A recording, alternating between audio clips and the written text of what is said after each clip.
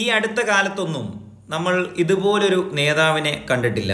ഇത്രയും ധീരതയോടുകൂടി കാര്യങ്ങൾ തുറന്നു പറയുന്ന ഒരു നേതാവിനെ ഈ അടുത്ത കാലത്തൊന്നും നമ്മൾ കണ്ടിട്ടില്ല, കേട്ടറിവുമില്ല. ഇത്രയും ജനങ്ങൾക്ക് വേണ്ടിയിട്ട് പ്രവർത്തിക്കുന്ന, ജനങ്ങളുടെ കാര്യത്തിൽ ആധികാരികമായിട്ട് ഇടപെടുന്ന ഒരു നേതാവിനെ ഞാൻ എൻ്റെ ഒരു കാഴ്ചപ്പാടിൽ ഇന്നേ വരെ ഒരു നേതാവ് അങ്ങനെ ഉണ്ടായിട്ടില്ല. ആരുടെയെങ്കിലും നേട്ടത്തിന് വേണ്ടിയിട്ടും അല്ലെങ്കിൽ മറ്റുള്ളവരിൽ നിന്ന് എന്തെങ്കിലുമൊക്കെ ആവശ്യം കണ്ടുകൊണ്ടും പ്രവർത്തിക്കുന്ന ശൈലിയിലുള്ള നേതാക്കന്മാർ മാത്രമേ നമ്മൾ കണ്ടിട്ടുള്ളൂ. അങ്ങോട്ടും ഇങ്ങോട്ടും പരസ്പരം ഒരു അജണ്ടയോടുകൂടി പെരുമാറി മുന്നോട്ട് പോകുന്ന പല നേതാക്കന്മാരെ നമ്മൾ കണ്ടിട്ടുണ്ട്. പക്ഷേ അതിൽ നിന്നൊക്കെ വ്യത്യസ്തനായിട്ടുള്ള ഒരു നേതാവ് കഴിഞ്ഞ ഒരാഴ്ചയായിട്ട് സമൂഹ മാധ്യമങ്ങളിലും കേരളം ഒട്ടാകെ ചർച്ചാ വിഷയമായി മുന്നോട്ട് പോകുന്നു. Nilambur MLA PV Anwar.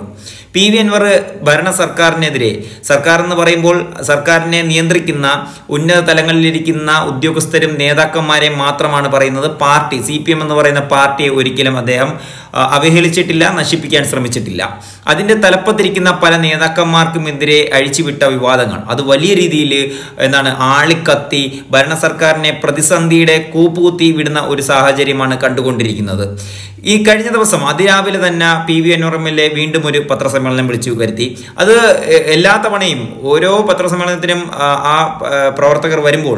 മാധ്യമപ്രവർത്തകർ വരുമ്പോൾ അവർക്ക് വളരെയധികം സന്തോഷകരമാകുന്ന കാര്യങ്ങളിലൂടെയാണ് അവർ കടന്നു വരുന്നത്. അവർക്ക് നല്ലൊരു വകുപ്പ് PV അൻവർ MLA കൊടുക്കും എന്നുള്ള ഒരു ഉറപ്പോട് കൂടി തന്നെയാണ് PV അൻവറിൻ്റെ അടുക്കിലേക്ക് വരുന്നത്. ഈ കഴിഞ്ഞ ദിവസം പറഞ്ഞിരിക്കുന്നത് നമ്മൾ എല്ലായിടത്തും കാണുന്നത് പോലെ തന്നെ ഈ നേതാക്കന്മാർ തമ്മിൽ, ഈ പ്രാദേശിക നേതാക്കന്മാർ തമ്മിൽ വൈകാരികത പുലർത്തിപ്പോകുന്ന, വാശി വീറൊക്കെ പുലർത്തിപ്പോകുന്ന ഒരു തലം, അതിനെ ചൂണ്ടിക്കാട്ടാനാണ് കഴിഞ്ഞ ദിവസം നിലമ്പൂർ MLA PV അൻവർ മുന്നോട്ട് വന്നത്. EN മോഹൻദാസ് എന്ന് പറയുന്ന ഒരു നേതാവ്, മലപ്പുറം ജില്ലയിലെ ജില്ലാ സെക്രട്ടറിയാണ്. അദ്ദേഹം PV അൻവറുമായിട്ടുള്ള പ്രശ്നത്തെയാണ് ഈ വാർത്താ സമ്മേളനത്തിൽ തുറന്നു കാട്ടാൻ ശ്രമിച്ചത്. വളരെ വ്യക്തമായിട്ടും ക്ലാരിറ്റിയോടുകൂടി തന്നെയാണ് കാര്യങ്ങൾ തുറന്നു പറയുന്നത്. EN മോഹൻദാസ് എന്ന് പറയുന്ന വ്യക്തിക്ക് PV അൻവറിനോട് വല്ലാത്ത ഒരു ചൊടിപ്പുണ്ടെന്നും അതുപോലെ തന്നെ PV അൻവർ എന്ന് പറയുന്ന വ്യക്തി ഇഷ്ടമല്ലെന്നും അങ്ങനെ നിരവധി കാര്യങ്ങൾ PV അൻവറായിട്ട് അവിടെ വികസനങ്ങൾ കൊണ്ടുവരാനിരിക്കുമ്പോൾ കോളേജ്, സ്കൂള്, റോഡ് അതുപോലുള്ള ജനങ്ങൾക്ക് അനിവാര്യമായിട്ടുള്ള കാര്യങ്ങൾ കൊണ്ടുവരുമ്പോൾ അതിന് തടയിടുന്ന പ്രവൃത്തിയാണ് EN മോഹൻദാസ് നടത്തി പോകുന്നത് എന്നുള്ള കാര്യങ്ങളെ തുറന്നു കാട്ടിക്കൊണ്ടാണ് PV അൻവർ MLA കഴിഞ്ഞ ദിവസം അതിരാവിലെ തന്നെ പത്രസമ്മേളനം വിളിച്ചു വരുത്തിയത്. അതിന്റെ കൂടെ തന്നെ പറയുന്നുണ്ട് EN മോഹൻദാസ് എന്ന് പറയുന്ന വ്യക്തി, അദ്ദേഹം സംഘപരിവാർ പുത്രനാണ്, അദ്ദേഹത്തിന് എന്നെ ഇഷ്ടമല്ല, കാരണം ഞാൻ 5 നേരം നിസ്കരിക്കുന്നവനായതുകൊണ്ട് ഞാനൊരു മുസൽമാൻ ആയതുകൊണ്ട് എന്നെ ഇഷ്ടമല്ല എന്നുള്ള തലവും കൂടി അവിടെ തുറന്നു കാട്ടുന്നുണ്ട്. അങ്ങനെ രസകരമായിട്ടുള്ള കാര്യങ്ങൾ വളരെ സത്യസന്ധമായിട്ട് നീതിയോടുകൂടി പുലർത്തി പറയുന്ന ഒരു നേതാവിനെയാണ് നമ്മൾ കഴിഞ്ഞ ദിവസം കണ്ടത്. നമുക്ക് അദ്ദേഹം കഴിഞ്ഞ ദിവസം മാധ്യമങ്ങൾക്ക് കൊടുത്തിരിക്കുന്ന ഒരു റിപ്പോർട്ട്, അതിനെക്കുറിച്ച് നമുക്കൊന്ന് കേട്ട് വീഡിയോ അവസാനിപ്പിക്കാം. നിങ്ങൾക്കിത് കേട്ടിട്ടുണ്ടെങ്കിൽ ഒരു അഭിപ്രായം രേഖപ്പെടുത്താനുണ്ടെങ്കിൽ തീർച്ചയായിട്ടും രേഖപ്പെടുത്തുക. വീഡിയോ ഇഷ്ടപ്പെടുന്ന കരുതുന്നു. അടുത്ത വീഡിയോയിൽ ഇനിയും കാണാം. ഈ ക്യാഷ് ട്രാൻസാക്ഷൻ 20,000 രൂപയ്ക്ക് മുന്നിൽ എന്ന് നിർത്തിയതാ. അപ്പം പച്ചയായി അധികാര ദുർവിനിയോഗമാണ്. അത് ഇയാളെ പേടിച്ചിട്ടാണ് വേഷാളെ ചെയ്തു കൊടുത്തിട്ടുള്ളത്. അതാണ് അധികാര ദുർവിനിയോഗം. പബ്ലിക്കായിട്ട് കള്ളപ്പണം വാങ്ങുകയാണ്. ഒരു മണിക്കൂർ അല്ലെങ്കിൽ 2 മണിക്കൂർ അല്ലെങ്കിൽ ഒരു ദിവസം അല്ലെങ്കിൽ ഒരാഴ്ച എടുത്തോട്ടെ. തിരുവനന്തപുരം സിറ്റിയിലെ ഈ പറയുന്ന പോലീസ് ഹെഡ്ക്വാർട്ടേഴ്സിന്റെ നടുവട്ടത്താണ് ഈ കാര്യങ്ങൾ നടന്നിട്ടുള്ളത്. അപ്പൊ എന്താക്കി 6 മാസത്തിന് അങ്ങോട്ട് നീട്ടിക്കൊടുത്തു. അപ്പോൾ അതിനെന്താണ് കേരളത്തിലെ ജനങ്ങൾ മനസ്സിലാക്കേണ്ടത്? ഈ ചങ്ങാതിയെ തൊടാൻ പോകുന്നില്ല. ആ ചങ്ങാതിയെ തൊട്ടാൽ ഇവിടെ പലതും സംഭവിക്കും. അവിടെയാണ് വിഷയം. അഭിനയിക്കേണ്ട മാർഗം കോടതിയെ സമീപിക്കുക. അത് കോടതിയെ സമീപിക്കും. ഹൈക്കോടതി, ബഹുമാനപ്പെട്ട ഹൈക്കോടതി ഈ കാര്യങ്ങളൊക്കെ മനസ്സിലാക്കുന്നുണ്ടല്ലോ. അവർക്കും ഈ കാര്യങ്ങളൊക്കെ മനസ്സിലാണ്ടാവുമല്ലോ. സ്വാഭാവികമായിട്ടും എന്റെ പ്രതീക്ഷ ബഹുമാനപ്പെട്ട കോടതിയിലാണ്, ഈ നീതിന്യായ വ്യവസ്ഥയിലാണ്. അത് ആ രീതിയിൽ തന്നെ കോടതിയെ നല്ല രീതിയിൽ അത് പ്രസന്റ് ചെയ്യാൻ കഴിയുന്ന ഹൈക്കോടതിയിൽ ഏറ്റവും സീനിയർ മോസ്റ്റ് ആയിട്ടുള്ള, റെപ്യൂട്ടേഷൻ ഉള്ള, ഇന്റഗ്രിറ്റി ഉള്ള ഒരു നല്ല വക്കീലിനെ ഏൽപ്പിക്കുക എന്നത് മാത്രമേ ഉള്ളൂ എന്റെ മുമ്പിൽ. ഇന്നലെ ഇപ്പൊ കൊണ്ടോട്ടിയിൽ കൊണ്ടുപോയിട്ട് ഈ പറയുന്ന ഈ തട്ടാന്റെ കാര്യം പോലും ഇവര് അന്വേഷിച്ചില്ല എന്ന് പറഞ്ഞാൽ നിങ്ങൾ നേരിട്ട് ഇന്നലെ വന്ന് കണ്ടതാണല്ലോ. മുഖ്യമന്ത്രി ഈ കളവില് അൻവർ കൂട്ടുവെക്കുന്നു, മുഖം തിരിച്ചിരുത്തി മഹത്വവൽക്കരിക്കുന്നു എന്ന് പറഞ്ഞിട്ടല്ലേ എന്നെ കുറ്റപ്പെടുത്തിയത്. മുഖം നേർക്കുനേരെ ഇരുന്നല്ലോ ഒരു കുടുംബം, 2 കുടുംബം. അത് കഴിഞ്ഞിട്ട് 48 മണിക്കൂറായില്ലേ അവിടെ നിന്ന് പോയ പോലീസ്. പക്ഷേ പബ്ലിക്കായിട്ട് ഈ ഒരു സാധനം ഇങ്ങനെ വിട്ടിട്ട് സ്വാഭാവികമായും അവരൊന്ന് പോയിട്ട് പോലീസ് ചോദിക്കേണ്ട എന്താ സംഭവം, നിങ്ങൾ MLA യുടെ മുമ്പിൽ പറഞ്ഞ കാര്യം എന്താണ് അതിന്റെ വസ്തുത, അന്വേഷിച്ചോ? എന്താ അന്വേഷിക്കാത്തത്? ഇന്നലെ കൊണ്ടോട്ടി കൊണ്ടുപോയി ഞാൻ നിങ്ങൾക്ക് കാണിച്ചിരുന്നു. ഇനി ഞാൻ എന്താ ചെയ്യാം? എനിക്കെത്ര പരിമിതി നിങ്ങൾക്ക് അറിയാലോ. ഇതൊക്കെ ഒരു ഇൻവെസ്റ്റിഗേഷൻ ഏജൻസി ചെയ്യേണ്ട ഈ കാര്യങ്ങൾ എന്റെ പരിധി ലംഘിക്കുകയാണ്. കാരണം എനിക്കിനി ഇവിടെ അങ്ങോട്ട് പോകാൻ എനിക്ക് മാർഗമല്ല. I am not a investigation officer or part of an investigation agency. അപ്പം ഇതാണ് ഈ വിഷയങ്ങളിലുള്ളത്. ADGP-യെ തൊട്ടാൽ എന്ത് സംഭവിക്കുമെന്നാണ് താങ്കൾ മനസ്സിലാക്കുന്നത്? ADGP-യെ തൊട്ടാൽ പൊള്ളും. ADGP-യെ തൊട്ടാൽ എന്ത് സംഭവിക്കുന്നല്ലോ ചോദ്യം. ADGP-യെ തൊട്ടാൽ പൊള്ളും. അത് ആർക്കൊക്കെ പൊള്ളും എന്ന് എനിക്കറിയില്ല. അത് കേരളീയ സമൂഹം വിലയിരുത്തിക്കോട്ടെ ആർക്കൊക്കെ പൊള്ളാണെന്ന്. അത്ര എനിക്ക് പറയാൻ പറ്റും. ഭരണത്തിന്റെ തലവൻ മുഖ്യമന്ത്രി, ആഭ്യന്തരമന്ത്രി, അദ്ദേഹത്തിന് സ്വാഭാവികമായിട്ടുള്ള അധികാരമല്ലേ. പിന്നെ ആരാണ് അതിനു മേലെ? മറ്റേ ഈ ADGP എന്ന മുഖ്യമന്ത്രി വെച്ച് നോക്കുമ്പോൾ എത്രയോ താഴെയുള്ള ഒരു ഉദ്യോഗസ്ഥനാണ്. എന്ത് സംഭവിക്കുന്നതാണ്? നിങ്ങൾ ഇതൊക്കെ എന്നോട് ചോദിക്കണം. നിങ്ങൾക്ക് അതിന് ഉത്തരം ഇല്ല. ഉത്തരം കൊണ്ട് പറഞ്ഞ പോലെ പോത്തിനെ കൊണ്ട് വാഴ വെട്ടിക്കറി പണ്ടത്തെ ആൾക്കാർ. ആ വാഴ പിന്നെ ഒന്നിനും പറ്റില്ല. പോത്തെങ്ങനെ വാഴ വെട്ടുക? സ്റ്റാൻഡ് ചെയ്ത് നിൽക്കുന്ന വാഴത്തോട്ടത്തേക്ക് പോത്തിനിറങ്ങിയാൽ പോത്ത് കൊമ്പോട് കുത്തിയിട്ടും കൂടി മറിക്കും. വാഴ പോവും. പക്ഷെ ആ വാഴ പിന്നെ ഒന്നിനും പറ്റില്ല. അതാണ് പോത്തിനെ കൊണ്ട് വാഴ വെട്ടിക്കാന്ന് പഴയ ആളുകൾ പറഞ്ഞു. ആ പണി ഞാൻ എടുക്കണ്ട. വാഴ നിങ്ങളൊന്ന് വെട്ടി നോക്ക്. ഇന്നലെ എല്ലാ സ്ഥലത്തും വ്യാപകമായ അന്തരീക്ഷം മാറുകയാണ്. ഈ എങ്ങനെയാണ് മാറ്റത്തെ കാണുന്നത്? താങ്കൾ പ്രതീക്ഷിച്ച ആളുകളുടെ സപ്പോർട്ട് ഇല്ലാതാവുന്നുണ്ടോ? അല്ലെങ്കിൽ ആ സപ്പോർട്ട് കൂടിയിട്ടുണ്ടോ? ഈ പ്രതിഷേധത്തൊക്കെ എങ്ങനെയാണ്? ഞാനത് ഇതെല്ലാം എക്സ്പെക്ട് ചെയ്യണല്ലോ. അതൊരു പാർട്ടിയുടെ സംസ്ഥാന സെക്രട്ടറിയുടെ നിർദ്ദേശപ്രകാരം എന്നെ ഒന്ന് ഭയപ്പെടുത്തണം, അവസാനത്തെ മാർഗങ്ങളാണ്. മുഖ്യമന്ത്രി പരിശ്രമം നടത്തി. ഏത് ഞാൻ ഈ കള്ളക്കേസിൽ ഈ കള്ളക്കച്ചവടത്തിന്റെ പിന്നിലാണെന്ന് പറഞ്ഞു. ഗവർണർ പരാതി ഒന്നുണ്ട്, നടപടി എടുക്കുന്നു പറഞ്ഞു. പിന്നെ എന്തൊക്കെയോ പറഞ്ഞു. അതൊരു പേടിപ്പിക്കില്ല. അത് കഴിഞ്ഞു. ഇനി പാർട്ടിയുടെ ബഹുമാനപ്പെട്ട സെക്രട്ടറി ആഹ്വാനം ചെയ്യാണ് കൈകാര്യം ചെയ്തോളണമെന്ന്. പബ്ലിക്കായി കേട്ടതല്ലേ, അപ്പൊ സ്വാഭാവികമല്ലേ, അതുണ്ടാവുമല്ലോ. പക്ഷേ അവരുടെ ഹൃദയം ഞാൻ അവർക്ക് വേണ്ടിയായി പറഞ്ഞത്. ഈ നാട്ടിൽ കഷ്ടത അനുഭവിക്കുന്ന പാവപ്പെട്ട ലൈഫ് പദ്ധതിയുടെ വീട് തടസ്സപ്പെടുത്താൻ ഭൂമാഫിയകളുമായി കൂട്ടുചേർന്ന് പണം കൊടുക്കാതെ മണ്ണ് വാങ്ങാൻ കിട്ടാത്ത സാഹചര്യം ഉണ്ടാക്കി. കാരണം ജനങ്ങൾ ഫ്രീ ആയിട്ട് കൊടുക്കുന്ന കാര്യം എടുക്കാൻ പോലീസ് അനുവദിക്കില്ല. അപ്പൊ എന്താ ആരെ സഹായിക്കുന്നത്? ആളുകൾ തറയിടണമെങ്കിൽ ഈ നാട്ടിലെ മണ്ണ് കച്ചവടം ചെയ്യുന്ന ആളുകൾക്ക് പണം കൊടുത്തു വാങ്ങണം. ആ പ്രയാസപ്പെടുത്തിയ സാധുക്കൾക്ക് വേണ്ടിയിട്ടാണ് ഞാൻ സംസാരിച്ചത്. ഇവിടെ ഈ പറയുന്ന അടിസ്ഥാനപരമായിട്ടുള്ള വിഷയങ്ങളിൽ ജനങ്ങളോടൊപ്പം നിൽക്കുന്ന പാർട്ടിക്ക് അത് പ്രവർത്തിക്കാൻ സഖാക്കൾക്ക് സാധിക്കുന്നില്ല. ഇവിടെ ഉദ്യോഗസ്ഥ മേധാവിത്വമാണ്. ഈ അനീതി കാണിക്കുന്ന ഉദ്യോഗസ്ഥരെ നിലക്ക് നിർത്താൻ ഇടപെടുന്ന സഖാക്കൾക്ക് അത് ഇടപെടാൻ കഴിയുന്നില്ല. ഇതാണ് ഞാൻ ഉന്നയിച്ച വിഷയം. അത് ഈ മുദ്രാവാക്യം വിളിക്കുന്ന ഓരോരുത്തർക്കും അറിയാം. ഞങ്ങൾ ഈ ചെയ്യുന്നത് തെറ്റാണെന്ന് അറിഞ്ഞുകൊണ്ട് തന്നെയാണ് അവരെ മുദ്രാവാക്യം വിളിക്കുന്നത്. എന്നെ എന്തൊക്കെ പറഞ്ഞാലും എന്തൊക്കെ ആക്കാൻ പാർട്ടി ലീഡർഷിപ്പ് ശ്രമിച്ചാലും ഞാൻ ഈ പാവപ്പെട്ട മനുഷ്യരുടെ കൂടെയാണ് ജീവിച്ചിട്ടുള്ളത്. അവരോടൊപ്പം ഞാൻ എന്നും നടക്കുന്നത്. എന്റെ വികാരം ഇപ്പോഴല്ല, അവർക്ക് മുമ്പറിയും. ഞാനൊരു സുപ്രഭാതത്തിൽ ഒന്നെടുത്ത് പബ്ലിക്കായിട്ട് പറഞ്ഞേ ഉള്ളൂ. സ്വകാര്യ യോഗങ്ങളിൽ, പാർട്ടി യോഗങ്ങളിൽ അനവധി തവണ ഈ വിഷയങ്ങൾ പറഞ്ഞിട്ടുള്ള അവരുമായി പങ്കുവച്ചിട്ടുള്ളതാണ്. ആ നിസ്സഹായരായ പാർട്ടിക്കാരും ആ നിസ്സഹായ പാർട്ടി ലീഡർഷിപ്പുമാണ് ഇന്നലെ മുദ്രാവാക്യം വിളിച്ചത്. അപ്പൊ അത് അങ്ങനെ ആ വഴിക്ക് പോയിക്കോട്ടെ. ഇതൊക്കെ കാലചക്രം ഇങ്ങനെ തിരിഞ്ഞു വരും. ആ തിരിഞ്ഞു വരുമ്പോൾ അതൊക്കെ എന്താ യാഥാർത്ഥ്യമാകും. അതുകൊണ്ട് ആ വിഷയത്തിൽ എന്നെ സംബന്ധിച്ച് ആദ്യമോ ഒരു പരാതിയോ ഒന്നുമില്ല. അവിടെ നിൽക്കുന്ന ഓരോരുത്തരെയും എനിക്കറിയാം, അവരുടെ മനസ്സിൽ എനിക്കറിയാം. മിനിയാന്ന് വരെ ഞാൻ എടുത്ത ഈ നിലപാടിനോടൊപ്പം നിന്നവരാണ്. 100% 1000%. നിങ്ങളെങ്കിലും ഉണ്ടായല്ലോ അനുറാക്ക, നിങ്ങളെങ്കിലും ഉണ്ടായാലും സഖാവേ എന്ന് പറഞ്ഞവരാണ്. അപ്പൊ അവർ നിർബന്ധിത സാഹചര്യത്തിൽ ചെയ്യുന്നത്രേ ഉള്ളൂ.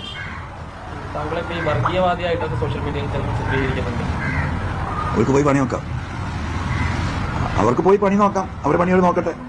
അത്രേ ഉള്ളൂ. അതൊക്കെ ഇങ്ങനെ എടുത്തതല്ലേ. ഇങ്ങനെ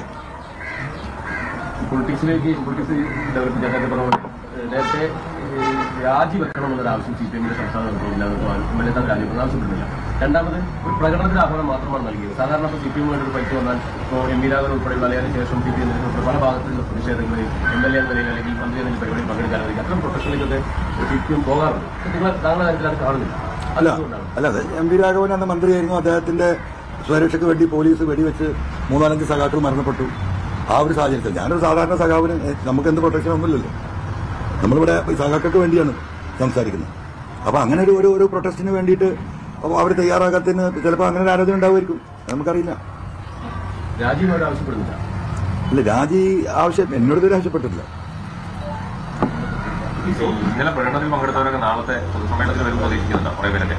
അല്ല, പൊതുസമ്മേളനത്തിൽ വന്നില്ലെങ്കിൽ അവർക്ക് കേൾക്കാമല്ലോ. ഇന്നത്തെ കാലത്ത് ഈ ആധുനിക വാർത്താ സംവിധാനത്തിന് സൗകര്യം അതാണല്ലോ. എവിടെ ഇരുന്നും കേൾക്കാലോ. ഞാനൊരു കാര്യം പറയാം. അവർക്ക് അങ്ങനെ പ്രത്യക്ഷത്തിൽ വരാൻ കഴിയില്ല. കണ്ണുരുട്ടി പേടിപ്പിക്കും, റേഷൻ കാർഡ് വെട്ടും.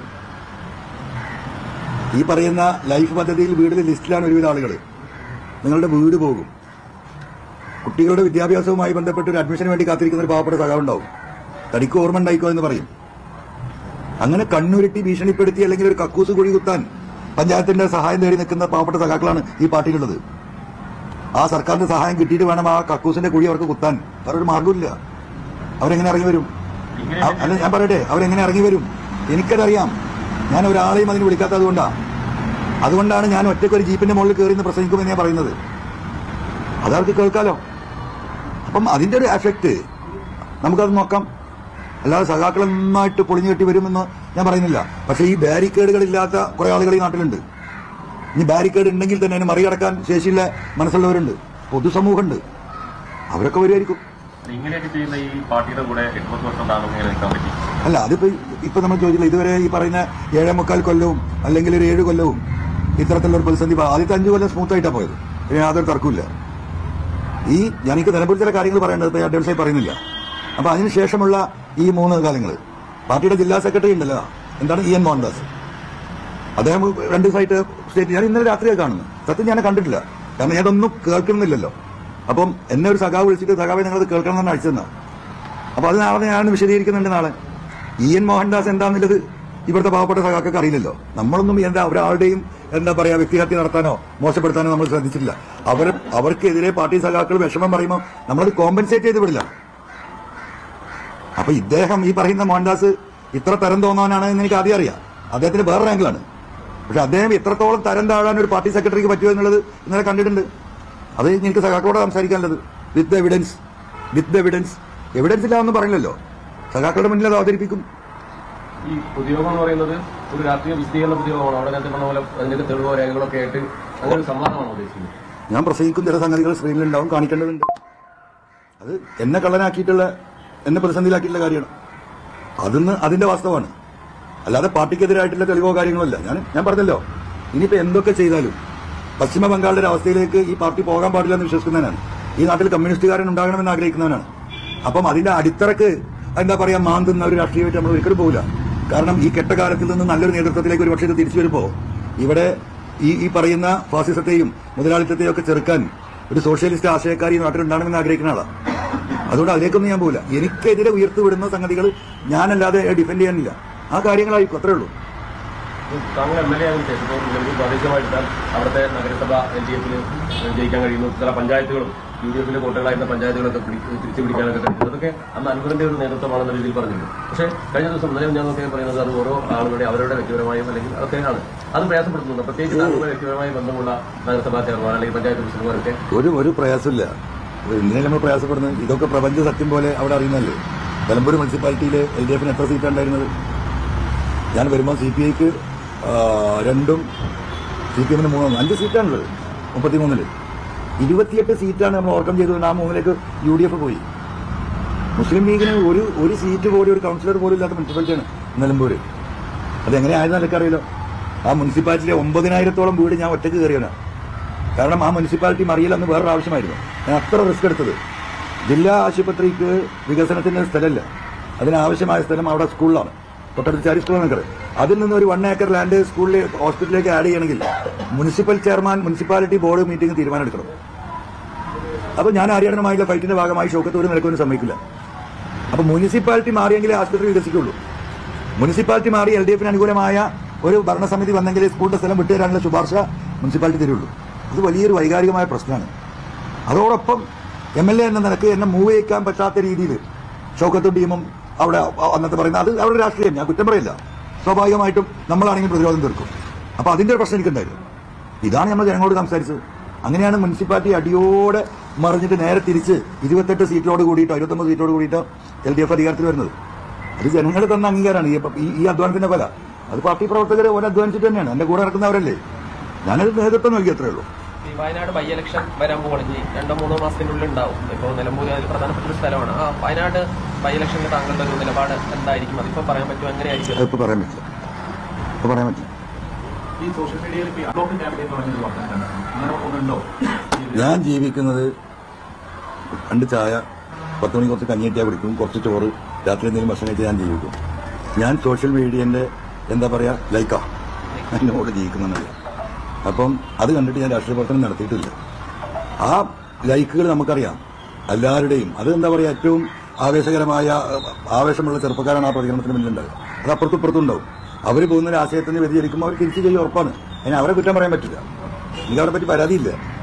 ഇതൊക്കെ നാച്ചുറലായിട്ട് ഈ നാട്ടിൽ നടക്കുന്ന സംഗതിയാണ്. അയ്യോ എന്നെ ബ്ലോക്ക് ചെയ്തല്ലോ, എന്നെ അൺഫോളോ ചെയ്തല്ലോ എന്നൊക്കെ പറഞ്ഞിട്ട് ഞങ്ങൾക്ക് ബേജാറാവണ്ട. ഇത് ലൈക്ക് അടിക്കുമ്പോൾ നമ്മൾ കൈയടിച്ച് അത്ര പ്രോത്സാഹിപ്പിക്കാനൊന്നുമില്ല. എനിക്ക് പൊളിറ്റിക്കലായിട്ടൊരു ആംഗിൾ ഉണ്ട്. അതിപ്പോൾ ഞാൻ ഈ പറഞ്ഞു വരുന്ന ഈ രാഷ്ട്രീയ പാർട്ടികൾ തമ്മിൽ, നേതാക്കളിൽ ഒരു വിഭാഗം തമ്മിലുള്ള പൊളിറ്റിക്കൽ നെക്സസ്. ആ നെക്സസ് നിങ്ങൾക്ക് നാളെ ഞാൻ കാണിച്ചു തരാം. ഈ പാർട്ടിയുടെ ജില്ലാ സെക്രട്ടറി പറയാണ്, എന്താ പറഞ്ഞു, എന്തൊക്കെയാ പറഞ്ഞു, അപ്പോട്ടെ കോൺഗ്രസ് ഓനെടുക്കൂല, ഓനെ തട്ടി, ലീഗ് ഓനെടുക്കൂല, ഒരിക്കലും വേണ്ട, ഞങ്ങൾ ആദ്യം പുറത്താക്കി, ഓൻ എങ്ങോട്ടാ പോവാ, അൻവർ ഒറ്റയാണ്, ഓൻ എങ്ങോട്ടാ പോവാ. എപ്പോ കേൾക്കണോ?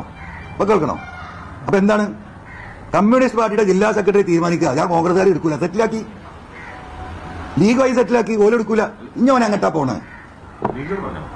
ഇന്നതൊന്നും നിങ്ങൾ കണ്ടിട്ടില്ലേ? രാവിലെ ഉറങ്ങി തുണിണ്ടില്ലേ? ഞാനത് തരാം.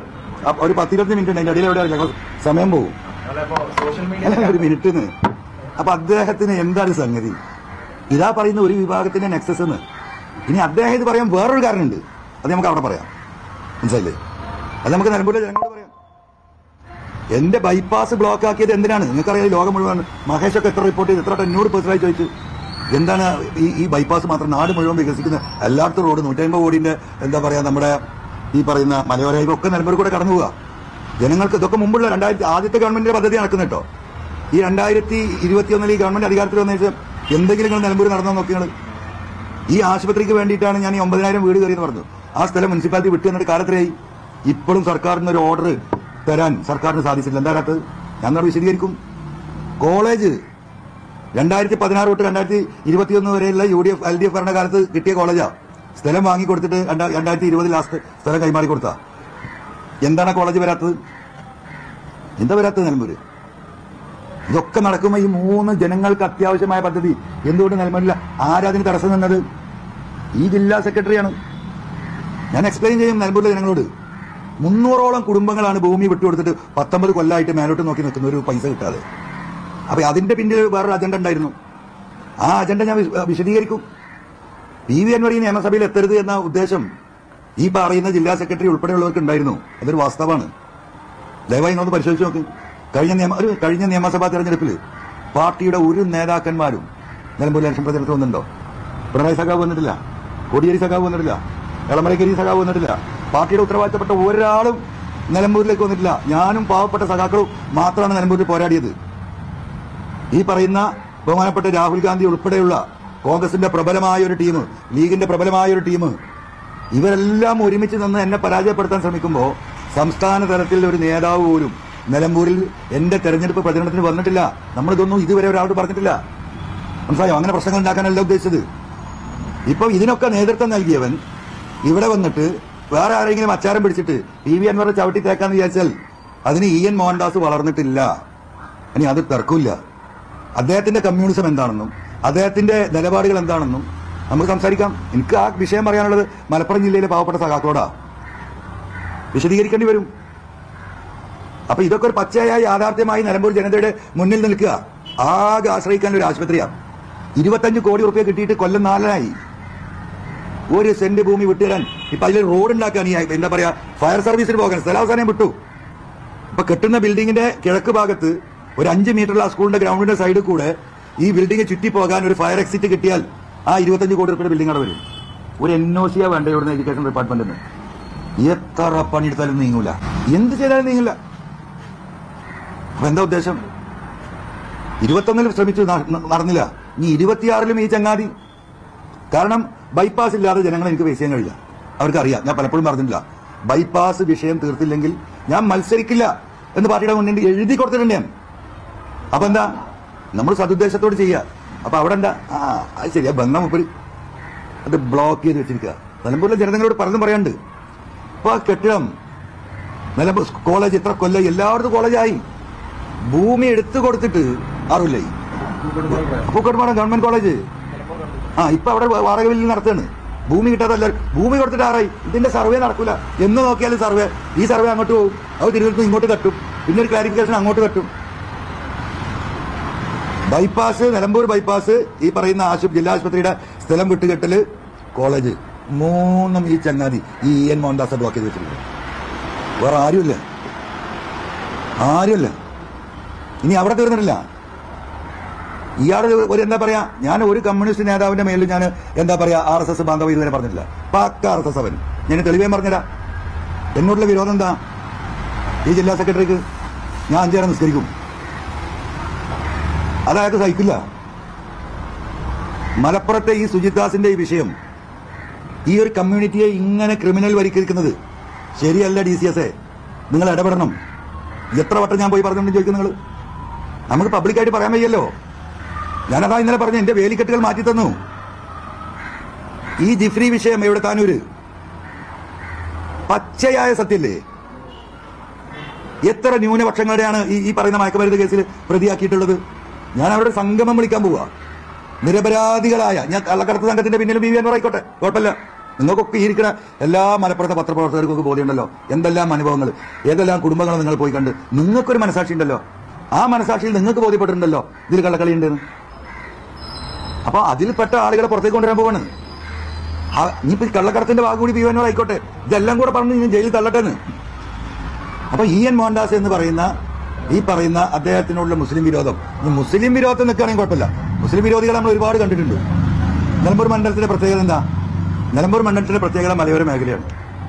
അവിടെയുള്ള വിദ്യാഭ്യാസ സ്ഥാപനങ്ങളിൽ, എയ്ഡഡ് സ്ഥാപനങ്ങളിലും അൺഎയ്ഡഡ് സ്ഥാപനങ്ങളിലും മഹാഭൂരിപക്ഷം ക്രൈസ്തവ സഭകൾക്ക് കീഴിലുള്ളതാണ്.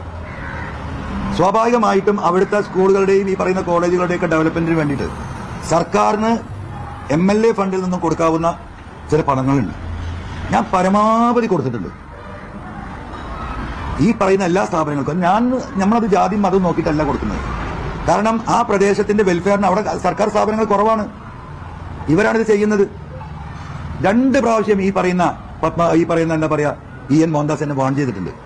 പാർട്ടിയുടെ നയേ ഇത്തരത്തിലുള്ള മതന്യൂനപക്ഷങ്ങൾക്ക് സർക്കാരിന്റെ ഫണ്ട് കൊടുക്കലല്ല. അതുകൊണ്ട് നിങ്ങളത് നിർത്തണം. ഇവിടുന്ന് തിരുവനന്തപുരത്ത് കൊടുത്ത കത്ത് അതായത് ഡിപ്പാർട്ട്മെന്റുകളിൽ നേരിട്ട് വിളിച്ചു പറഞ്ഞ് ചവിട്ടിയിട്ടുണ്ട് ഈ ചങ്ങാതി. അറിയോ? എയ്ഡഡ് സ്ഥാപനങ്ങൾക്ക് ഞാൻ അദ്ദേഹത്തോട് അതിനൊരു ന്യായീകരണം പറഞ്ഞിട്ടുണ്ട്. ഇനിയിപ്പോൾ അതും കൂടെ പറയാം. നിങ്ങൾ എന്നെ പരിശോധിച്ച് നോക്കുക. നമ്മുടെ നിലമ്പൂരത്തെ ഇവരൊക്കെ ഇവിടെ ഉണ്ടല്ലോ, പ്രശാന്തൊക്കെ ഇവിടെ ഉണ്ടല്ലോ. നിലമ്പൂരിലെ വിദ്യാഭ്യാസ സ്ഥാപനങ്ങൾ നിങ്ങൾ മൊത്തം പരിശോധിച്ച് നോക്കിയാൽ ക്രിസ്ത്യൻ കമ്മ്യൂണിറ്റിയില്ല ഭൂരിപക്ഷവും. ഇത് എങ്ങനെ ഉണ്ടായതാ? ഈ പാവപ്പെട്ട മലയോര കർഷകര് പതിറ്റാണ്ടുകൾക്ക് മുമ്പ് അവരുടെ ജീവിത പ്രശ്നമായി വന്ന് ഈ മലയോരത്ത് കൃഷി ചെയ്ത് ഇവിടെ ജീവിച്ച സാധുക്കളാ. അന്ന് ഈ സൊസൈറ്റിയെ നിലനിർത്താൻ എല്ലാ സ്ഥലത്തും ഒരു ചെറിയ ചർച്ച ഉണ്ടാവും, ചെറിയൊരു പള്ളി. ആ പള്ളിയോടൊപ്പം ഒരു പള്ളിക്കൂടവും എന്ന ക്രൈസ്തവ സഭകളുടെ ഒരു കൺസെപ്റ്റാണ് ഈ മലയോര മേഖലയിൽ മുഴുവൻ ഈ സ്ഥാപനങ്ങൾ ഉണ്ടാകാനുള്ള കാരണം. അവരുടെ വലിയ സംഭാവനയാണ്.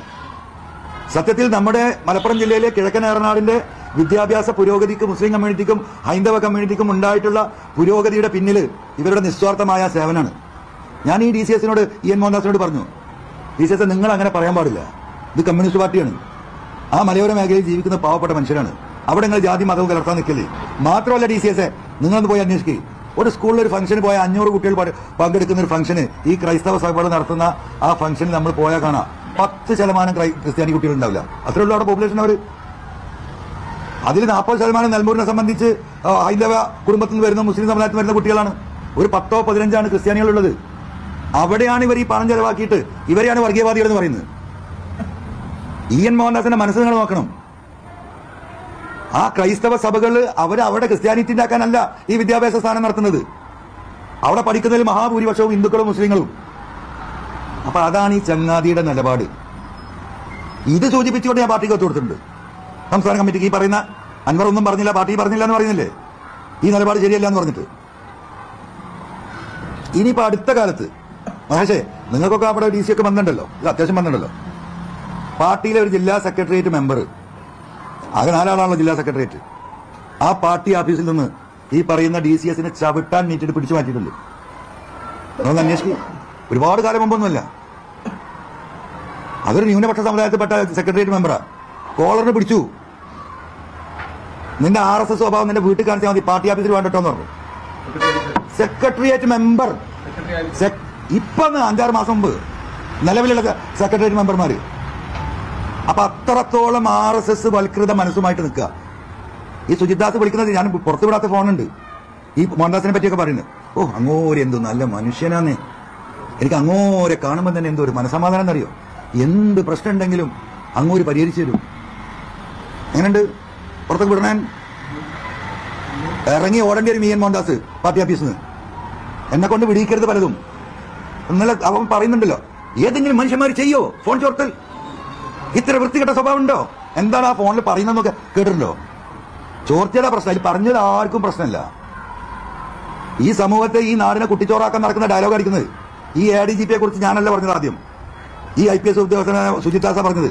അയാൾ കൊള്ളക്കാരനും കള്ളനുമാണ്, വേണ്ടി വന്നാൽ കൊല്ലിക്കുന്നു എന്ന് പറയുന്നത്. ഞാനിത് കംപ്ലീറ്റ് ആളുകൾ ഒന്നുകൂടി റെഫ്രഷ് ചെയ്യട്ടെ, ഞാൻ വിട്ടുതരാം. എന്നിട്ട് ആരാ ഇവിടെ ശശിധരനെ കുറിച്ച് പറയുന്നത്? അദ്ദേഹം മണ്ണും മണലും പിടിച്ച് അതിന് പോവാണ്. DGP സാറ് അദ്ദേഹത്തിന്റെ കൊള്ളയും എന്താ പറയാ, കൊള്ളയും കള്ളക്കടത്തും സുഖമായിട്ട് നടത്തുന്നു കൊട്ടേഷന്. ഞാനാ പറഞ്ഞ് അതിന് മോഹൻദാസിന് ഒരു കുഴപ്പമില്ല. ഞാൻ ഈ പൊതുസമൂഹത്തിനോട് കേൾപ്പിച്ചിട്ടില്ലെങ്കിൽ എന്താ സ്ഥിതി? നിങ്ങളിപ്പോ ഈ കോളേജിൽ പിടിച്ചിന്റെ അടുത്തേക്ക് വരുമോ? ഈ സമൂഹം ഈ വിഷയം സീരിയസ് ആയി ഏറ്റെടുത്തത് അതിനുശേഷമല്ലേ? എന്നിട്ട് അത് കടന്നിട്ട് ഇങ്ങനെ കോമരം തുള്ളുന്ന മാതിരി തുള്ളുക മോഹൻദാസ്. മരുമനെ പറ്റി പറഞ്ഞേ, മരുമകനെ മാതിരി അങ്കിളല്ലേ, അങ്കിൾ. അപ്പം മോഹൻദാസ് ഒന്നും വല്ലാതെ പതറണ്ട. ഈ പാവപ്പെട്ട പാർട്ടി സഖാക്കളുടെ മുന്നിൽ തെളിവറക്കാൻ കൊടുക്കും. ഈ ചങ്ങാതിക സിന്ദാബാദ് നടക്കുന്നത് പകലും RSSന് വേണ്ടി പ്രവർത്തിക്കുക. ഈ ജില്ലയിൽ ഈ കമ്മ്യൂണിറ്റിയെ തകർക്കാൻ ഇതെന്തിപ്പോ പറയുന്ന കേൾക്കും. ഇതൊക്കെ തന്നെ അതിലെ വിഷയം. ഈ കഴിഞ്ഞ 2-3 കൊല്ലമായിട്ട് തിരുത്താൻ തയ്യാറില്ല, ആവർത്തിച്ച് പറഞ്ഞുകൊണ്ടിരിക്കുക. അപ്പൊ പിന്നെ ഒരു ADGP പൂരം കലക്കിയത് തെരഞ്ഞ് നിങ്ങൾ നടക്കണ്ട. അതിന്റെ റിപ്പോർട്ട് നിങ്ങൾ എന്തിനാവശ്യം മുഖ്യമന്ത്രിക്ക് ADGP വിളിച്ചത്? താൻ പോയിട്ടുണ്ടോ ചോദിച്ചാൽ തീർന്ന പ്രശ്നമല്ലത്. എന്തിനാ അന്വേഷണം? ഞാൻ ചോദിക്കട്ടെ. ഇത് അല്ല, ഒരു ഒറ്റ മിനിറ്റ് ജനങ്ങളൊന്ന് ആലോചിക്കണ്ടേ? എന്താ അതിൽ കാര്യം? എന്തിനാ അത്ര വലിയ അന്വേഷണ കമ്മീഷൻ? ADGPയെ മുഖ്യമന്ത്രി നേരിട്ട് വിളിച്ചിട്ട് താൻ പോയിരുന്നോ? നീ ഇങ്ങനെ RSSകാരെ പോയി കണ്ടിരുന്നോ? ആ സർ കണ്ടിരുന്നു. നീ എന്തിനാ കണ്ടത്? ആ ചോദ്യത്തുമ്പോ തീരൂലേ?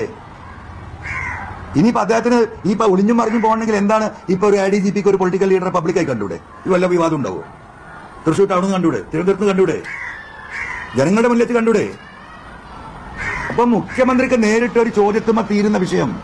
ഈ മനുഷ്യരെ മുഴുവൻ മൂക്കുത്തി വട്ടപ്പാലം ചുറ്റിച്ചിട്ട് ഇനിയിപ്പോ അന്വേഷണ റിപ്പോർട്ടും കാത്തിരിക്കുക. നിങ്ങൾ ഞാൻ കാത്തിരിക്കുന്നില്ല കേട്ടോ, ഞാൻ കാത്തിരിക്കുന്നേയില്ല. കാത്തിരിക്കുന്നവർ വിഡ്ഢികൾ. ഇനിയിപ്പോ എന്താ ചെയ്യാൻ പോകുന്നത്? ഇദ്ദേഹത്തെ ഒന്ന് എടുത്ത് ആ തൽസ്ഥാനത്ത് നിന്ന് മാറ്റി ശക്തമായ നിലപാട് ഗവൺമെന്റ് എടുത്തതല്ലേ?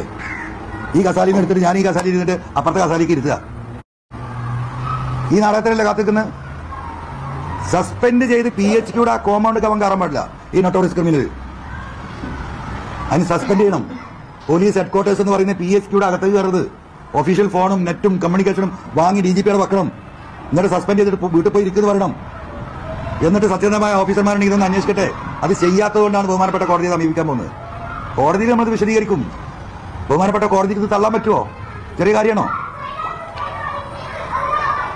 താങ്കൾ നേരത്തെ പുറത്തുവിട്ട ഫോണില് മറ്റൊരു ജില്ലാ സെക്രട്ടേറിയറ്റ് അംഗം അനിൽ മാഷിനെ കുറിച്ച് സുജിത്ദാസ് പറയുന്നുണ്ട്, പറഞ്ഞു പോകുന്നുണ്ട്. എല്ലാ കാര്യങ്ങളും അദ്ദേഹം വിശദീകരിച്ചിട്ടില്ല. പറഞ്ഞ മുഴുവൻ ഈ പറയുന്ന മോഹൻദാസിന്റെ എന്താ പറയാ സൗമ്യതയും അദ്ദേഹത്തിന്റെ സ്നേഹവാത്സല്യവും അദ്ദേഹത്തിന്റെ ഓഫീസിൽ വരുന്ന സമയവും എന്തൊരു കൃത്യമായിട്ടാണ് പാർട്ടിയുടെ കാര്യങ്ങൾ കൈകാര്യം. എന്താവശ്യം ഉണ്ടെങ്കിലും എന്നെ വിളിക്കും. MLA ഒന്ന് ചോദിക്കും അദ്ദേഹത്തോട്. അദ്ദേഹം പറഞ്ഞ ഏതെങ്കിലും ഒരു കാര്യം ഞാൻ ചെയ്യാതിരുന്നിട്ടുണ്ടോ? മോഹൻദാസിനെ കുറിച്ച് ഈ സുജിത്ദാസ് പറയുന്നത് അദ്ദേഹം ഒന്നും ഒരിക്കലും MLA എന്നെ വിളിക്കാറില്ലല്ലോ. MLA എന്നെ വിളിക്കുന്നത് അദ്ദേഹമല്ലേ? അദ്ദേഹത്തോട് MLA പ്ലീസ് ഒന്ന് സംസാരിക്കൂ. ഞാൻ സംസാരിച്ചിട്ടുണ്ട്, പ്ലീസ് TCS എന്നെ ഒന്ന് കാണൂ. ഞാനൊന്ന് പുറത്തുവിട്ട എന്താ ശരി? ഈ ചങ്ങാതിയെ നിലനിർത്തിയത് എങ്ങനെയാ? ആകെ സുജിത്താന്റെ ക്വാളിറ്റി ഈ പാർട്ടി പ്രവർത്തകർ ഈ വിഷയമായിട്ട് പാർട്ടി ഓഫീസിൽ ചെല്ലുമ്പോൾ എന്താ പറയുക, നമുക്ക് ചെറിയ ബുദ്ധിമുട്ടൊക്കെ ഉണ്ട്, പക്ഷെ ലീഗുകാരെ കയറ്റൂല കേട്ടോ. എങ്ങനെ പാർട്ടി സഖാക്കളോട് പറഞ്ഞ് ലീഗുകാരെ കയറ്റൂല കേട്ടോ. ആര്? സുജിത്താസ്. അപ്പൊ സുജിത്താസിന്റെ അഡ്ജസ്റ്റ്മെന്റ് ഉള്ള ലീഗ് നേതാക്കളുടെ പേരും കാര്യമായിട്ട് വേറെ പറയുന്നുണ്ട്. ഞാൻ അവരോട് നീതി പുലർത്തിയിട്ടുണ്ടെന്ന് പറയുന്നുണ്ട്. ചില ഘട്ടത്തിൽ ലീഗിനെ വരച്ച വരിയിൽ നിർത്തിയിട്ടുണ്ടെന്ന് പറയുന്നുണ്ട്. അപ്പം എന്തെല്ലാം നാടകം ഈ സൊസൈറ്റിയെ, ഈ സഖാക്കളെ, ഈ കമ്മ്യൂണിറ്റിയെ ഒരു മറയിൽ നിർത്തിക്കൊണ്ട് ഈ പറയുന്ന മോഹൻദാസ് നടത്തിയെന്ന് ഇവിടുത്തെ പാർട്ടി സഖാക്കൾ നിങ്ങൾ മനസ്സിലാക്കിയാൽ മതി. ഈ സെക്രട്ടറി അടുത്തേക്കാണ് ഒരു അത്താണി തേടി പോകുന്നത്. അവിടെയാണ് ഞാൻ ഈ പറഞ്ഞ നെക്സസ്. ഒരു വിഷയം പാർട്ടി ആഫീസിൽ പ്രാദേശികമാവട്ടെ, അത് കമ്മ്യൂണിസ്റ്റുകാർ ലീഗിനെതിരെയാണ്, ലീഗിന്റെ ഒരു ഉത്തരവാദിത്തപ്പെട്ട എല്ലാവർക്കും വേണ്ടപ്പെട്ട പ്രമാണിക്കെതിരാണ് പാർട്ടിയിൽ പരാതി കൊടുക്കുന്ന കേസെങ്കിലും തെളിയില്ല. കോൺഗ്രസിനാണെങ്കിൽ അതും തെളിയില്ല. തിരിച്ച് ഈ പറയുന്നത് ഇങ്ങോട്ടാണെങ്കിൽ ആ കമ്മ്യൂണിസ്റ്റുകാരനും തെളിയില്ല. തിരിച്ച് ഇങ്ങോട്ട് ഈ സാധു ലീഗുകാരനാണെങ്കിൽ അതും തെളിയില്ല. അതാണ് ഈ പറയുന്നത്. പാർട്ടി ലീഡർഷിപ്പിലെ ഒരു വിഭാഗം ആളുകളും ലീഡർമാർ തമ്മിലുള്ള ഈ പറയുന്ന അന്തർധാര, അവിഹിത ബന്ധം, കൂട്ടുകെട്ട് എല്ലാ നേതാക്കന്മാരും ഉണ്ടെന്ന് ഞാൻ പറഞ്ഞിട്ടില്ല, ഒരിക്കലും പറയില്ല. ശക്തമായി പാർട്ടിക്ക് വേണ്ടി നിൽക്കുന്ന അല്ലെങ്കിൽ ആ പ്രസ്ഥാനത്തിന് വേണ്ടി നിൽക്കുന്ന ലീഗിന്റെയും കോൺഗ്രസിന്റെയും കമ്മ്യൂണിസ്റ്റ് പാർട്ടിന്റെയും നേതാക്കന്മാർ സ്റ്റേറ്റിലുണ്ട്. അവർക്കൊന്നും ബലമില്ല. അവിടെ പ്രശ്നം പാർട്ടിക്കൊപ്പം നിൽക്കുന്ന നേതാവിന്, ലീഗിന്റെ നേതൃത്വത്തിനോടൊപ്പം അണികളോടൊപ്പം നിൽക്കുന്ന നേതാവിന്, കോൺഗ്രസിന്റെ അണികളോടൊപ്പം നിൽക്കുന്ന ഈവൻ BJPക്ക് പോലും അത്തരം സത്യസന്ധരായിട്ടുള്ള ലീഡർഷിപ്പിന് എന്താ പറയുക ശക്തിയില്ല. അത് ചോർന്നു പോവുക. കാരണം ഇവർ കാറ്റൊഴിക്കും. ഈ മെഡിക്കൽ കോളേജിൽ പണ്ടൊരു പണി ഉണ്ടായിരുന്നു, അത് നമുക്കറിയോ. ഇപ്പോഴും അത്യാവശ്യം നടക്കുന്നുണ്ട്, നിന്നിരുന്നു സർക്കാർ ഹോസ്പിറ്റലുകളിൽ. ഒരു പുതിയ സ്കാനിങ് മെഷീന് 2, 3, 5 കോടി റുപ്യ കൊടുത്ത് മെഡിക്കൽ കോളേജിൽ വലിയ ആഘോഷമായിട്ട് ഉദ്ഘാടനമൊക്കെ നടക്കും. 2 ആഴ്ച 3 ആഴ്ച 1 മാസമായി സാധനം പ്രവർത്തിക്കുക. മനസ്സിലെ മഞ്ചേരി മെഡിക്കൽ കോളേജിൽ പോയേക്കാൻ മതി. അപ്പൊ അതിന്റെ ഫ്യൂസ് വലിച്ചിട്ടൊരു സംഘമുണ്ട്. ഇതിന്റെ ഈ പറയുന്ന സ്കാനിങ് മെഷീന്റെ അല്ലെങ്കിൽ എക്സ്റേ മെഷീന്റെ അല്ലെങ്കിൽ വലിയ വില കൂടിയ ലാബ് എക്യുപ്മെന്റ്സിന്റെ ആ ഊരിനോട് കൂടിയ നിന്നു. ആരാത് ഊരിക്കണത്? ഇത് ഈ ആശുപത്രിയിലെ ഒരു മാഫിയ സംഘം. എന്നിട്ട് ഡോക്ടർമാർ എഴുതുകയാണ് 5000 റുപ്യ മറ്റേ സ്കാന്, 2000 റുപ്യ അയാളുടെ പോക്കറ്റിലേക്ക്. മെഡിക്കൽ ലാബ് വർക്ക് ചെയ്യുന്നില്ല, 500 റുപ്യ 6 റുപ്യന്റെ ലാബാണ്, 250 റുപ്യ 300 റുപ്യ ഡോക്ടർക്ക്. എന്ത് സർക്കാർ ഉണ്ടാക്കിയിട്ടും കാര്യമില്ലല്ലോ. 15 ദിവസം അല്ലെങ്കിൽ 1 മാസം അല്ലെങ്കിൽ 2 മാസം കോടികൾ മുടക്കിയ എക്യുപ്മെന്റ്സ് കേരളത്തിലെ കംപ്ലീറ്റ് ഹോസ്പിറ്റലിൽ പരിശോധിച്ച് നോക്കി നിങ്ങൾ. അപ്പൊ ഇത് പോയി അവിടെ പോയി സംസാരിക്കാൻ ആരല്ലത്? പ്രത്യക്ഷത്തിൽ അത്തരം വിഷയങ്ങൾ ഇടപെടുക ഈ പറഞ്ഞതുപോലെ തന്നെ പാർട്ടി സഖാക്കളാണ്. കുറച്ച് ആവേശമുള്ളത്, അല്ലെങ്കിൽ യൂത്ത് ലീഗിന്റെ കുറച്ച് ചെറുപ്പക്കാരുണ്ടാവും, അല്ലെങ്കിൽ കോൺഗ്രസിലെ കുറച്ച് ചെറുപ്പക്കാരുണ്ടാവും. എന്താ ഈ ഏർപ്പാട് നടക്കാത്തതിനേക്കാൾ അവിടെ ചെന്നാൽ അവനെ പോലീസിൽ കേസെടുത്തു. ആ കേസെടുത്ത് നേതാവിന്റെ അടുത്ത് ചെന്നാൽ എന്തിനാ അങ്ങോട്ട് വരി വയ്ക്കും? അതെന്തെങ്കിലും ആയിക്കോട്ടെ ചങ്ങായി. അവിടെ പോയിട്ട് ഇവരോട് തട്ടിക്കയറി വരണമെന്നാണ് ആര് പറയാ? ഈ രാഷ്ട്രീയ നേതാക്കന്മാർ പറയാം. അപ്പൊ ഇതിന്റെയൊക്കെ കമ്മീഷൻ എല്ലാവർക്കും ഉണ്ട്, ഡോക്ടർമാർക്ക് മാത്രമല്ല. അപ്പൊ അതിൽ ഇടപെട്ട പാർട്ടി പ്രവർത്തകർ, അത് ലീഗ് ആവട്ടെ, കോൺഗ്രസ് ആവട്ടെ, കമ്മ്യൂണിസ്റ്റ് ആവട്ടെ, ആശുപത്രിയിൽ പോയിട്ട് നീ നോക്കണം. അതിനവിടെ അവിടെ വേറെ ആളുകളില്ലേ? അതിനല്ലേ അവിടെ സൂപ്രണ്ട് ഇരിക്കണേ? അതിനല്ലേ അവിടെ മറ്റേ സിസ്റ്റം ഉള്ളത്? നമുക്ക് അവിടെ പറഞ്ഞാൽ പോരെ? അവിടെ പോയി നീ തട്ടിക്കയറിഞ്ഞിരുന്നോ? അവന്റെ പണി കഴിഞ്ഞു. ഔദ്യോഗിക കൃത്യനിർവഹണം തടസ്സപ്പെടുത്തിയതിന് ആ ലീഗുകാരന്റെ പേരിൽ, ആ കോൺഗ്രസുകാരന്റെ പേരിൽ, അല്ലെങ്കിൽ ആ പോകുന്ന കമ്മ്യൂണിസ്റ്റുകാരന്റെ പേരിൽ, സഖാവിന്റെ പേരിൽ കേസായി. എത്ര വട്ടം പോകും? എത്ര വട്ടം പോകും? വന്ധീകരണം നടത്തുക. അവിടെയാണ് ഈ നെക്സസ്, ഈ പറയുന്ന അവിഹിത ബന്ധം, ഈ അന്തർധാര. ഇതിനി മനുഷ്യരോട് വിളിച്ച് പറയാൻ തന്നെയാ തീരുമാനം. എന്നിട്ട് മനുഷ്യന്മാർ തീരുമാനിച്ചോട്ടെ എന്താ വേണ്ടെന്നുള്ളത്. ആ കുട്ടിയോടൊന്നും ഉണ്ടാക്കാൻ മതി. അപ്പോ ആ അന്തർധാര, ഇതാണ് വിഷയം. CPM ജില്ലാ സെക്രട്ടേറിയറ്റ് അംഗം മർദ്ദിച്ചെന്നൊക്കെ പറയുന്നത് വലിയ സംഭവമാണ്. അത് വേറെ ആരെങ്കിലും സാക്ഷികൾ കണ്ടവരുണ്ടോ? അത് പാർട്ടി നേതൃത്വം പറ്റിയിട്ടുണ്ടോ? CPMന്റെ സംഘടനാ രീതി അനുസരിച്ച് അത് നടപടി ഈ ചവിട്ടാൻ നീച്ച ആൾ തന്നെ എന്നോട് പറഞ്ഞു. ചവിട്ടാൻ നീറ്റം തന്നെ പറഞ്ഞു. കാരണം ഈ വിഷയം 2 പ്രാവശ്യം ഞാൻ സൂചിപ്പിച്ചു. അതിന്റെ കാര്യം പറയണ്ട, ഞാൻ അവനെ ചവിട്ടാൻ നീറ്റ എന്നെ കാര്യത്തിൽ നിന്ന് പറഞ്ഞു. CPMന്റെ ജില്ലാ സെക്രട്ടറി RSS ആണ് എന്നൊക്കെ പറയുന്നത് അതീവ ഗുരുതരമാണ്. അതിന് അത്തരം ഒരു ആരോപണങ്ങൾക്ക് നിയമമായ തെളിവുകളുണ്ട്. അല്ല, അതിന്റെ തെളിവ് തന്നെ സുഹൃത്തെ ഈ പറഞ്ഞത് മുഴുവൻ 5 നേരം നിസ്കരിക്കുന്ന മുസൽമാനായ ഒരു കമ്മ്യൂണിസ്റ്റുകാരനായി പോയി ഞാൻ. അതല്ല ഇപ്പൊ തെറ്റ്, അതല്ല എന്റെ തെറ്റ്. എനിക്ക് നിസ്കരിക്കാൻ പറ്റുമോ? ഇവരെ ബോധ്യപ്പെടുത്താൻ, ഈ EN മോഹൻദാസിനെ ബോധ്യപ്പെടുത്താൻ പറ്റുമോ?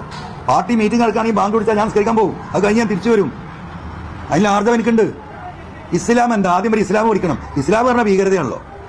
ഇസ്ലാമിൽ ഒരു കൃത്യമായ ഹദീസ് എന്താ പറയുന്നത് അറിയാം? നിങ്ങൾ ഈ ലീഗിന്റെ നേതാക്കന്മാർക്ക് നിങ്ങൾ പറഞ്ഞു കൊടുക്കണം. അവർ പറയണം. അവരെന്തിനെങ്ങനെ ഭയപ്പെടുന്നത്? ഒരു അന്യമത സ്ഥാപനത്തിന് നേരെ നിങ്ങൾ നെറ്റി ചുളിച്ച് നോക്കരുത്. ഒരു മുസൽമാന് റസൂൽ നൽകുന്ന നിർദ്ദേശമാണ് നെറ്റി ചുളിച്ച്. നല്ലൊരു അമ്പലം കണ്ടു, പണ്ടാറടക്കം ഒന്ന് പറയാൻ പാടില്ല, നെറ്റി ചുളിച്ച് നോക്കരുതെന്ന് പറഞ്ഞു. നല്ലൊരു ക്രൈസ്തവ ദേവാലയം കണ്ട് അതിലെ നോക്കിയിട്ട് നിങ്ങൾ നെറ്റി ചുളിച്ചതേ ഒരു അമർഷം രേഖപ്പെടുത്തരുത്. അതാണ് ഇസ്ലാം. മനസ്സിലായോ? ഞാൻ അതിന്റെ ഭാഗ അല്ല. ഇവരിത് പറയുമ്പോഴേക്ക്, ചാപ്പ കുത്തുമ്പോഴേക്ക് പേടി ഒളിച്ചിട്ട് ജനങ്ങൾ വേണ്ട, സമുദായം വേണ്ട, പള്ളിയും വേണ്ട, മദ്രസയും വേണ്ട, ചർച്ചും വേണ്ട എന്ന് പറഞ്ഞ ഓടിനോടത്തിലല്ല ഞാൻ. 5 നേരം നിസ്കരിക്കണം മുസൽമാൻ, 5 നിസ്കരിക്കും. ഇവിടുത്തെ മതേതരത്വത്തിന് വേണ്ടി ഞാൻ പോരാടും. അതാണ് എന്നെ പഠിപ്പിച്ചത്. തൊട്ട അയൽവാസി, അവന്റെ ജീവനും സ്വത്തിനും സംരക്ഷണം നൽകാൻ കഴിയാത്തടത്തോളം നീ മുസ്ലിം അല്ല എന്ന് പറഞ്ഞത്. അയൽവാസിയായ മുസ്ലിം എന്നല്ല, അയൽവാസിയായ മനുഷ്യൻ. അവന്റെ സ്വത്തിനും അവന്റെ ജീവനും സംരക്ഷണം കൊടുക്കാൻ കഴിയാത്തവൻ മുസൽമാൻ അല്ല. അതാണ് ഇസ്ലാം. പറയാൻ ധൈര്യം വേണം. മനസ്സിലായോ? പറഞ്ഞുകൊണ്ടേയിരിക്കും. വെറുതെ വരട്ടെ തടുക്കാൻ.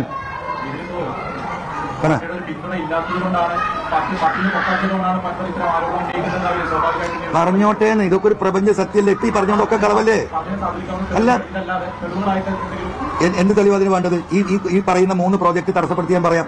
അതിന് തെളിവ് തരാം. ഒന്ന്, ഈ പറയുന്ന പാർട്ടിയുടെ ഒരു ലീഡർമാരും 2021 ഞാൻ മത്സരിക്കാൻ തെരഞ്ഞെടുപ്പ് പ്രചരണത്തിന് വന്നിട്ടില്ല.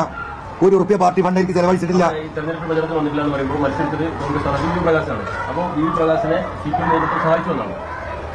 ഒരിക്കലുമല്ല.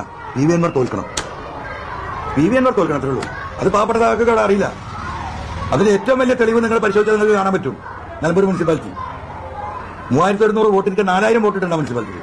ആ സാധനം 1700 ഇങ്ങോട്ട് വന്നു. ആരെ വോട്ടാ പോയത് എനിക്കറിയാം. ഞാനത് പറയാൻ പോയിട്ടില്ല. പാർട്ടിയിൽ ഞാൻ ഡിസ്കസ് ചെയ്തിട്ടുണ്ട്. ഇനിയിപ്പോ ബൈപ്പാസിന്റെ വേറൊരു കാര്യം പറഞ്ഞുതരാം. ഏറ്റവും അവസാനം ഉണ്ടായത് ഇപ്പോ 2 മാസം കഴിഞ്ഞ നിയമസഭ 3 മാസമില്ലേ? ഈ 3 മാസം മുമ്പ് ബഹുമാനപ്പെട്ട മുഖ്യമന്ത്രിയെ കാണാൻ ഒരു ബസ്സിന് ഈ ബിൽഡിങ്ങിന്റെ സ്ഥലം വിട്ടുകൊടുത്ത ആളുകൾ തിരുവനന്തപുരത്തേക്ക് വന്നു. CM-നെ കാണാൻ കണ്ടിട്ടില്ലെന്നല്ലേ? അന്ന് വന്ന് CM-മായി സംസാരിച്ചവർ പിരിഞ്ഞു. അന്ന് നിലമ്പൂരിലെ പാർട്ടി സെക്രട്ടറി ഇട്ട പോസ്റ്റ് ഓർമ്മല്ലേ? ഇവരെ കൊണ്ടുപോയി ആരാ പറ്റിച്ചത്? ഇവിടുന്ന് പോയ ആളുകൾ, ഈ ഭൂമി വിട്ടുകൊടുത്ത ആളുകളും MLA-യിൽ നിന്ന് മുഖ്യമന്ത്രിയുടെ ഓഫീസിൽ പെട്ടെന്ന് ഈ പ്രശ്നങ്ങൾ 18 കൊല്ലമായി ഞങ്ങൾ ഇതിൽ കാത്തിരിക്കുന്നു, ഞങ്ങൾക്ക് തരാനുള്ള പണം തരണമെന്ന് കൊടുക്കുന്ന അഭ്യർത്ഥന പാർട്ടിയുടെ നിലമ്പൂർ ലോക്കൽ സെക്രട്ടറി അരി ദാസ് പോസ്റ്റ് ചെയ്തിരിക്കുക. ആ ഫോട്ടോ ഇട്ട് ഈ സാധുക്കളെ ആരാണ് കൊണ്ടുപോയി പറ്റിച്ചത് ഓർമ്മല്ലേ? നിങ്ങൾ റിപ്പോർട്ട്, നിങ്ങൾ വാർത്ത കൊടുത്തല്ലോ. അല്ല, പിൻവലിപ്പിച്ചത് അത് വേറെ കേസ് കൊടുത്തല്ലോ. അപ്പൊ ഇതൊക്കെ നിങ്ങൾ കൂട്ടി വായിച്ചാൽ മതി. ഇതിലപ്പുറം എന്ത് തെളിവ് തരാൻ പറ്റുക? മലപ്പുറം ജില്ലയിൽ ഒരു പക്ഷേ മലബാറിൽ ഇതുപോലെ ഒരു റോഡ്, ഒരു ബൈപ്പാസ് കോടാനക്കോടി റുപ്യ. എനിക്ക് നാട്ടുകാരുടെ മുമ്പൊക്കെയാണ് ഈ പറയുന്ന പൈസ ഇല്ല അല്ലേ? ഈ കോടിക്കണക്കിന് 6 ലൈനും 10 ലൈനും 25 ലൈനും റോഡ് പണി നടക്കുക, പാലങ്ങൾ വരുന്നു, നിലമ്പൂരിൽ തന്നെ നടക്കുന്നു. ഈ ആൾക്കാർ വന്ന് ചോദിക്കാണ്, എന്താണ് സാറേ ഇതിന് ഇത്രയും പൈസ ഉണ്ടല്ലോ, സർക്കാരിന്റെ അടുത്ത് പൈസ ഇല്ലെങ്കിൽ ഇതൊക്കെ നടക്കും, ഞങ്ങളെ പൈസ മാത്രം എന്താ കിട്ടാത്തത്? ഞാൻ എന്ത് മറുപടി അറിയും? അവസാനം അന്ന് മുഖ്യമന്ത്രിയുടെ അടുത്തേക്ക് പോകുമ്പോൾ അവരോട് പറഞ്ഞു, ഇത് കിട്ടിയാൽ ഞാൻ വാങ്ങിത്തരും, കിട്ടിയില്ലെങ്കിൽ ഇനി വോട്ടും ചോദിച്ചാൽ നിങ്ങളെ വീട്ടിൽ വരില്ല. ഈ പദ്ധതി നടപ്പാക്കിയില്ലെങ്കിൽ PV Anwar നിലമ്പൂർ മത്സരിക്കൂല. എനിക്ക് അത്രയല്ലേ അവിടെ പറയാൻ പറ്റുള്ളൂ. 2016-17 വന്നു. 17 ബഡ്ജറ്റിലേ വന്നിട്ടുള്ളൂ. ₹100 പ്രൊവിഷൻ വെച്ചിട്ട് വന്നു. അത് പിന്നെ 2 വർഷത്തിലെ ഫയലേ കാണാനില്ല. ഒരു സ്ലോ പ്രോസസിംഗിലായിരുന്നു. അത് കഴിഞ്ഞ് നിൽക്കുമ്പോൾ നമ്മൾ വേങ്ങര ഉപതെരഞ്ഞെടുപ്പ് വന്നു. അപ്പൊ ഈ പൈസ കിട്ടാത്ത പ്രശ്നമുണ്ട്. അപ്പം അതിന്റെ ബാക്കി പത്രം ഞാൻ പറയുന്നത് അത് വേറെ പൊളിറ്റിക്സ്. ഈ പറഞ്ഞ ഇന്റേണൽ എന്താ പറയാൻ പറ്റില്ലേ, നെക്സസ്, അതിന് വേറെ കോലാണ്. അത് ഈ നെക്സസ് അല്ല, വേറെ നെക്സസാണ്. അങ്ങനെ അന്ന് CM ഉണ്ട്, കോടിയേരി സഖാവ് ഉണ്ട്, അന്നത്തെ നമ്മുടെ finance minister Thomas Isaac, PWD minister ഇയാള് നമ്മുടെ സുധാകരൻ, എല്ലാവരും ഉണ്ട് വേങ്ങര. അപ്പൊ ഞാൻ പോയിട്ട് പറഞ്ഞൊരു മീറ്റിംഗ് നടത്തണം. വിജയരാഘവൻ സഖാവിനോട് പറഞ്ഞ മീറ്റിംഗ് എല്ലാവരും ഉണ്ടല്ലോ. അങ്ങനെ മീറ്റിംഗ് നടത്തി കോടിയേരി സഖാവിന്റെ നേതൃത്വത്തിൽ. കോടിയേരി സഖാവിന് അർജന്റ് അൻവറിന് പൈസ കൊടുക്കണം എന്ന്. അപ്പൊ അതിന്റെ 10 ദിവസം മുമ്പാണ് 1000-ഓളം കോൺഗ്രസും ലീഗും ഒക്കെ പാടെ പാർട്ടിയിൽ വന്ന് ചേർന്ന് കോടിയേരി നിലമ്പൂർ സ്വീകരിച്ചത്. നമുക്ക് ഓർമ്മ ഉണ്ടാവും. അത് കഴിഞ്ഞിട്ടാണ് ആരെ സഹായിച്ചില്ലെങ്കിൽ അൻവറെ സഹായിക്കണമെന്ന് ആ സാധു കോടിയേരി ഇവരോട് പറഞ്ഞു. അപ്പൊ തോമസ് ഐസക് പറഞ്ഞു, നമുക്കൊരു പണി ചെയ്യാം, അൻവർ ഒരു പണി ചെയ്യുക. അതാണ് 110 കോടിയുള്ളൂ. അതിനെ സ്പ്ലിറ്റ് ചെയ്ത് 2 പ്രൊജക്റ്റായിട്ടാ പകുതി മതിയാക്ക്, ഞാൻ പെട്ടെന്ന് പൈസ നേക്കാം. അങ്ങനെ അതാവണമെങ്കിൽ 6 മാസം പണിയിക്കണം. പോയി അത് കൊടുത്തു. അവിടെ ചെന്നപ്പോഴേക്കും പിന്നെ ഇലക്ഷൻ വന്നു, നടന്നില്ല, മാറി. അപ്പൊ പിന്നെ അതിന്റെ അടിയിൽ തന്നെ നീളം കണ്ടപ്പോൾ നമ്മൾ കിഫ്ബി, ലോകത്തിലെ എല്ലാ പദ്ധതി ഏറ്റെടുത്ത കിഫ്ബിയാണ്. അതായത് സക്കരി അവിടെ നിൽക്കുന്നത് 5 കൊല്ലം അടുത്ത പണി എന്റെ PA ആണ്, കഴിഞ്ഞ PA 5 വർഷം അവൻ എടുത്ത പണിയതാ. കിഫ്ബിക്ക് കൊടുത്താൽ അങ്ങോട്ട് പോകും, ഇങ്ങോട്ട് വരും. എന്ത് കൊടുത്താലും കിട്ടും, ഇത് കിട്ടില്ല. കിഫ്ബി ഏറ്റെടുത്തില്ല 2021 ശേഷം. അല്ല, അത് ആദ്യ ഘട്ടത്തിൽ. പിന്നെ അത് കഴിഞ്ഞല്ലോ. ആദ്യ ഘട്ടത്തിലുണ്ടായിരുന്നു 2-2.5 കൊല്ലം നല്ല പ്രശ്നം ഉണ്ടായിരുന്നു. താങ്കളെ തോൽപ്പിക്കാൻ ശ്രമിക്കുന്നതിനേക്കാൾ അവർക്ക് അങ്ങനെയാണെങ്കിൽ CPM സ്ഥാനാർത്ഥിയെ നിർത്തിയാൽ മതിയായിരുന്നില്ലേ? നിർത്തുന്നതേ ഓർമ്മ ഉണ്ടാവുള്ളൂ. എപ്പോഴാണ് വീട്ടിൽ പോകുന്നതെന്ന് അറിയില്ല. അതുകൊണ്ട് തന്നെ നിർത്താതിരുന്നു. പിന്നെ ഇവരുടെ ഈ ഇന്റൻഷൻ പാർട്ടി പ്രവർത്തകർക്കൊന്നും അറിയില്ലല്ലോ. ഈ പറയുന്ന മലപ്പുറത്തിന്റെ ഈ പറയുന്ന ഇവന്റെ ഇന്റൻഷൻ, ഈ മോഹൻദാസിന്റെ ഇന്റൻഷൻ പാർട്ടി സഖാക്കൾക്ക് അറിയില്ലല്ലോ. പാർട്ടി സഖാക്കൾ മരിച്ചു പണിയെടുത്തിട്ടുണ്ട്, യാതൊരു തർക്കമില്ല. ആ സാധുക്കൾ ഞാനും ഒറ്റയ്ക്കായിരുന്നു. അവസാനം ഞങ്ങൾ വഴിക്കടന്ന് ഒരു റാലി നടത്തി. ആ റാലിയുടെ മുകളിൽ രക്ഷപ്പെട്ട. കാരണം ഞാൻ തോറ്റൊന്ന് പ്രഖ്യാപിച്ച് നടക്കില്ലേ. അപ്പൊ ഇതൊക്കെ ഇവിടെ കഴിഞ്ഞു പോയിരുന്നത്. അല്ല, സാമ്പത്തികമായിട്ട് ബ്രാഞ്ചുകളിലും ബാക്കിയിലൊക്കെ പാർട്ടി കൊടുക്കേണ്ട പൈസയൊക്കെ പാർട്ടി കൊടുത്തു.